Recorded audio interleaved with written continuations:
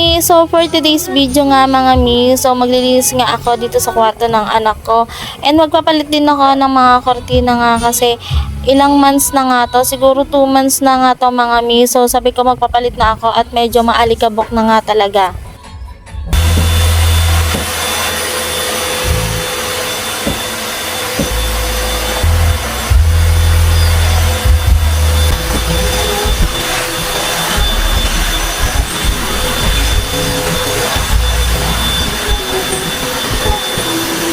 Magdi-deep clean nga ako dito mga mi kasi nga matagal na akong hindi nakapaglinis dito at ilang linggo na siguro akong hindi nakapaglinis dito mga mi. Kaya talagang ang paglilinis dito is deep cleaning na talaga. O tsaka may pag deep cleaning pa ha. Ewan ko ba naman kasi sa mga kasama ko dito sa bahay mga mi, parang ako lang ang nakakakita ng mga alikabok dito mga mi. So sila hindi nila nakikita mga mi. So eto na nga mga mi, sinasabi ko sa inyong kortina, dumating na nga siya and tuwang-tuwa na naman ang nanay nyo mga mi at napakaganda nitong kortinang nito.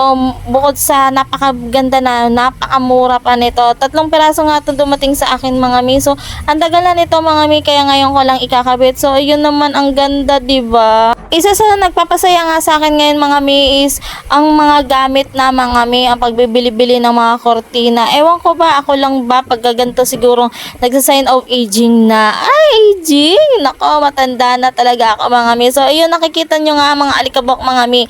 Kung nakikita nyo, edi wow, diba? Char lang mga mi. So ayun na mga mi, pupunasan ko na nga ito mga mi at napaka-alikabok naman talaga. Diyos ko, parang binagyo dito.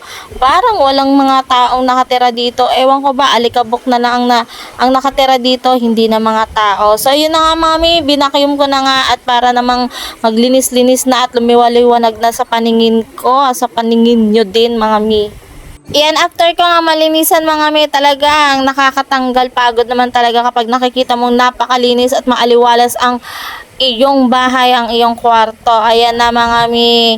And after kong maglinis mga mi, so nakaka-relax lang and then yung kortina nakaka-inlove. So kung bet nyo mga mi, lalagay ko na lang ang link sa comment section mga mi. So check nyo na mga mi, nandyan lang sa link comment section ko. Yun lang, bye!